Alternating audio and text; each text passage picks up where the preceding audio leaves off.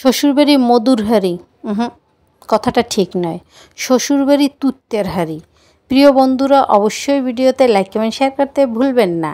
শ্বশুরবাড়ি মধুর হাঁড়ি কাদের? যাদের পকেট ভরা টাকা আছে, মোটা ইনকাম আছে, আর তাছাড়া যারা অতি সাধারণভাবে আছে তাদের ক্ষেত্রে শ্বশুরবাড়ি তুত্তের হাঁড়ি।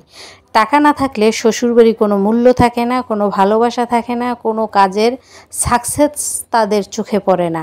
আপনি যতই হাড় ভাঙা পরিশ্রম করুন না কেন ওই সংসারের জন্য, ওই সংসারের ব্যক্তিদের জন্য, কিন্তু আপনার জন্য তুত্তের হাঁড়িই যথেষ্ট। তারা তা দিয়েই সন্তুষ্ট। আর যাদের দেখবেন অনেক টাকা আছে তারা কিছুই করবে না, শুধু গা ভাসিয়ে পেট ভরে পাঙ্কু মেরে চলবে, তাদের ক্ষেত্রে মধুর হাঁড়ি নিয়ে ব্যস্ত থাকবে সবাই। তাই আমি আমার অভিজ্ঞতা থেকে বলতেছি যে শ্বশুরবাড়ি মধুর হাঁড়ি নয়, শ্বশুরবাড়ি তুত্তের হাঁড়ি।